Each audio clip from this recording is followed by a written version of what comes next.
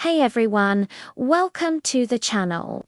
Today we're starting a new series and we're kicking it off with a heavy but crucial topic, the birth of Pan-Africanism. This wasn't some academic theory born in a comfortable university library. No, Pan-Africanism was born from immense pain. Its story begins the moment Africans were forcibly scattered across the globe. Imagine this. You're taken from your home, put in chains, and shipped across an ocean. When you arrive, they don't just take your freedom, they try to take your very identity. They give you a new name, a new language, a new religion. They tell you that you come from nothing, that your people have no history, no culture, no contribution to the world. For centuries, this was the reality for millions of Africans in the Americas, the Caribbean, and Europe. It was a systematic attempt to erase a people's past and, by extension, their future. But you can't erase memory. You can't kill the human spirit. Deep within the African diaspora, a quiet resistance started to simmer. It wasn't a rebellion with weapons. Not yet. It was a rebellion of the mind. People started asking dangerous questions, questions that challenged the entire foundation of the colonial world. Who were we before we were enslaved?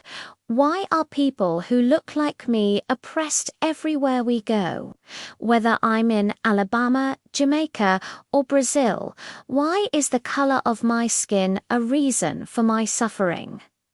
These weren't just idle thoughts, they were the seeds of a global awakening.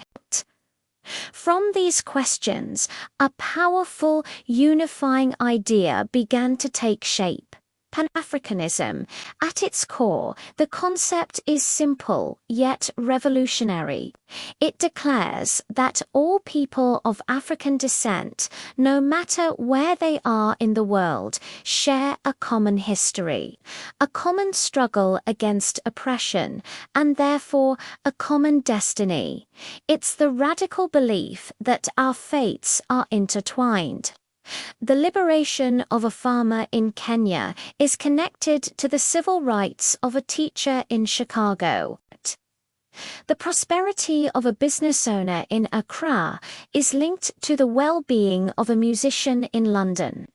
Pan-Africanism was never just about the geographical continent of Africa. It has always been about Africa the people, a global family bound by heritage and a shared fight for dignity. Now, let's look at the late 19th and early 20th centuries. This is a fascinating and deeply ironic period. Just as European powers were carving up the African continent at the Berlin Conference, a counter-movement was gaining steam among Africans abroad. Leaders like Henry Sylvester Williams, a lawyer from Trinidad, and the brilliant American intellectual W.E.B. Du Bois began to organize. They couldn't send armies to fight colonization. They didn't have the military power. So they fought with something far more resilient: ideas. They organized conferences, wrote books, and published articles, creating a global network of Black thinkers. They understood that a revolution first had to happen in the mind. You have to decolonize your thinking before you can decolonize your land. They were building an intellectual arsenal, and as history has shown, ideas are much, much harder to kill than armies. So, the first Pan-African Conference was held in London in 1900. Think about that.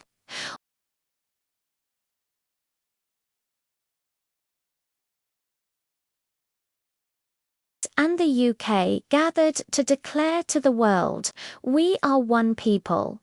They drafted a letter to Queen Victoria appealing for the rights and humane treatment of Africans under colonial rule. It might seem like a small gesture now, but at the time, it was a seismic event. It was the first time an organized international body of Black people had come together to speak with a unified voice on the world stage. They were laying the groundwork for every liberation movement that would follow. They were proving that even when scattered and oppressed, they could unite to challenge an empire. This early Pan-Africanism wasn't just about political protest, it was also about cultural and psychological healing. It was a movement of reclamation. Scholars like Carter G. Woodson in the United States founded Negro History Week, which would later become Black History Month. Why? Because they knew that you can't build a future if you don't know your past. They fought to bring the rich histories of African empires like Ghana, Mali, and Songhai into the light. They celebrated Black art, music, and literature through movements like the Harlem Renaissance. It was a conscious effort to say, we have a glorious history. We have a vibrant culture. We are not what our oppressors say we are. This cultural pride was the fuel that powered the political struggle. It gave people the self-worth and confidence needed to demand equality. As we move into the 20th century, the movement evolved. The torch was passed to a new generation of leaders. Figures like Marcus Garvey, with his Back to Africa movement, and the Universal Negro Improvement Association mobilized millions. Garvey's message of Black pride, economic self-sufficiency, and political unity resonated with the masses. He may not have physically relocated millions back to Africa, but he repatriated their minds.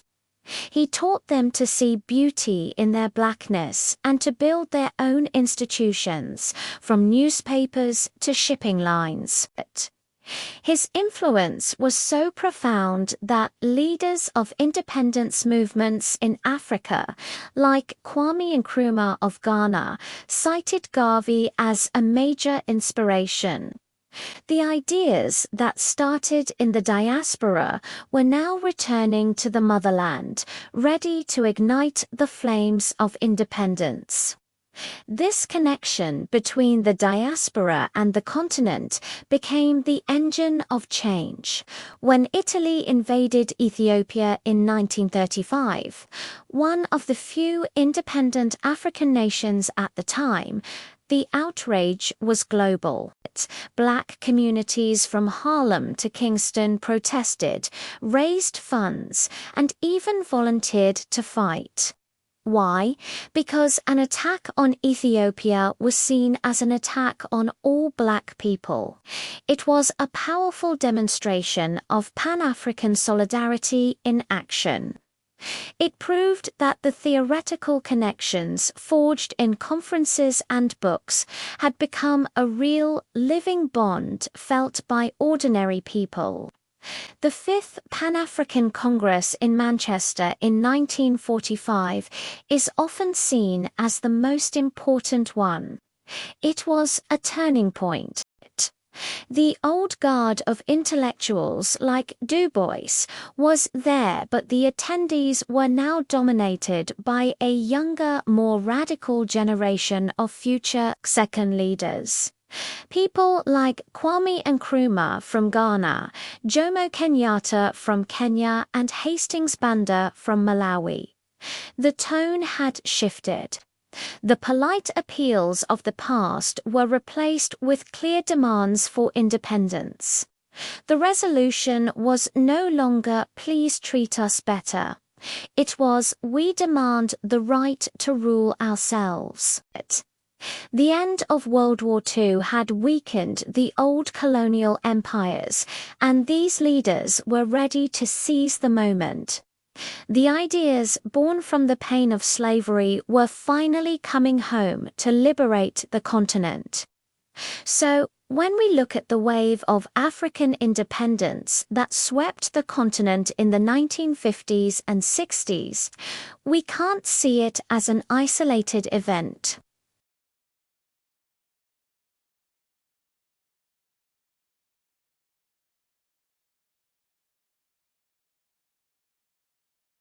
When Ghana gained independence in 1957, Nkrumah famously declared that our independence is meaningless unless it is linked up with the total liberation of the African continent. That is Pan-Africanism in its purest form.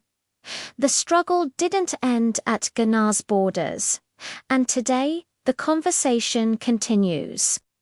Pan-Africanism adapts to new challenges, from economic justice and fair trade to cultural exchange in the digital age. It's a living, breathing ideology. It's a testament to the fact that from the deepest wounds of history, a powerful movement for unity, dignity, and liberation was born. Thank you so much for joining me on this deep dive. This is just the beginning of our series, and there's so much more to explore. If you found this valuable, please hit that like button, subscribe, and ring the bell so you don't miss the next episode. I'd love to hear your thoughts in the comments below. Until next time, stay curious.